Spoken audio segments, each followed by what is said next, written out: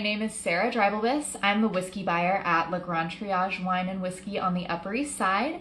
And today I thought, let's give Eric a little bit of a break from the really serious, somber lectures he's been giving on wine and talk a little bit about whiskey. So the number one question that I get about whiskey is, what is the difference between whiskey and bourbon? Anybody? Well, it's a tricky question because it's actually a trick question. Bourbon is whiskey, but not all whiskey is bourbon. It's like squares and rectangles. Like all squares are rectangles, but not all rectangles are squares. Or like all soup is soup, but bisque is bisque, but bisque is soup. And stew is stew, but stew is soup. And that was a bad analogy. All big like umbrella category. Bourbon is one of many little nitpicky, super specific subcategories. So, what makes bourbon bourbon?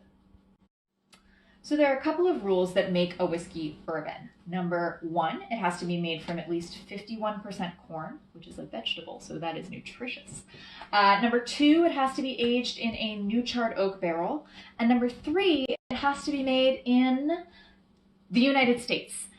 You may have heard that bourbon has to come from Kentucky. That is a lie. That is Kentucky trying to get you to buy their bourbon, which is fine because it's really good. But no, you can make bourbon anywhere in the United States. So the 51% corn part of that, which makes this a vegetable, that is part of something called the mash bill. It's a fun little term you can pull out at parties, mash bill. It's basically just the recipe that makes different types of whiskey taste the way that they do. So all whiskey is distilled from grains. And if you think about bread, you've got rye bread, corn bread, and whole wheat bread, and those are all going to taste really different, right? And the only real difference in the recipes is the type of grain that they're made from. You have the exact same thing that happens with whiskey.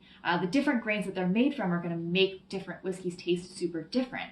So with bourbon, that 51% corn has a lot of natural sugar. It is really sweet naturally. So you're going to get those butterscotch and candy and sweet flavors that we're used to from bourbon. The other 49% is where the distiller kind of decides what they want that bourbon to taste like. You can do 100 corn, you can add rye, malted barley, wheat, you can mix them, you could throw in quinoa, I don't know, whatever you want. If it's a grain, you can make whiskey from it. So that other 49% is going to make different brands and different bottles of bourbon taste.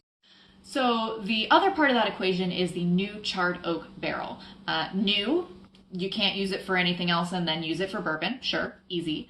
The charred part is the fun part. So they make these barrels and then literally burn the inside of them because there's a lot of fun stuff in oak. There's a lot of naturally occurring wood sugars, and so when you burn sugar, you caramelize it. So you're literally making caramelized sugar inside the barrel. That charred layer is kind of porous. You put the whiskey in there, and it's gonna kind of like be able to, flow in and out of the oak, do a little hey, you. And while it's in there flirting with that barrel, it's literally picking up caramelized sugar. It's picking up something called vanillin, which, shocker, tastes like vanilla. That's how we're getting caramel and vanilla and all of those flavors we love into this whiskey, is because it's just being in there flirting with that oak. So my friend that I've brought here as an example, this is Spring Mill Bourbon. You think bourbon, whiskey, they're doing that. This one is from Heartland Distillers. They're in Indianapolis.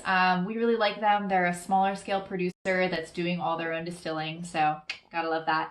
And what they've done on this one that's interesting, it's a really classic bourbon mash bill, vocab word. Like we said, it's got, mostly corn, a little bit of rye, a little bit of malted barley. That's kind of the classic. But what they've done here is this twice barreled part of it. So they make their bourbon, they put it in that new charred oak barrel. They let it hang out there and flirt for about 2 years. At that point, they could take it out, they could bottle it, they could say, here's our bourbon. But they were like, no, that's not enough. We want more oak. Turn that oak up to 11. So they have a whole new set of new charred oak barrels. Take the finished bourbon, put it into those barrels again. So it's flirting with more oak. it's cheating on the first barrels, but what it's doing is it's getting a double dose of that caramel stuff, a double dose of that vanilla stuff. It's really amping all those flavors up. Shall we?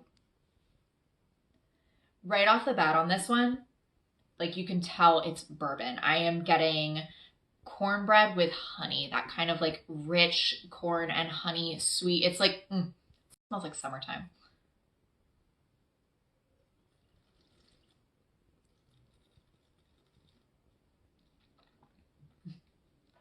That double oak treatment, all of the oak notes that you're used to in bourbon, they're just like amped up. So I'm getting tons of caramel, tons of that kind of almost burnt caramel flavor. It's like a creme brulee with that burnt sugar on top, and then you've got this creamy vanilla custard underneath. You're getting that happening. You're getting butterscotch, tiny little touch of spice. So tasty. What I love about this one especially is because they've amped up those kind of bourbon backbone flavors. Old fashioned, do a Manhattan, it's gonna get warm out soon, throw an ice cube in here. Even if it gets a little bit diluted, it's still gonna taste like bourbon. So it's a little primer for you. Thank you guys so much for tuning in and watching. We will be back at you next week. Eric's going to be coming at you with a couple fun wines. I'm going to be coming at you with a little more whiskey. As always, stay home, stay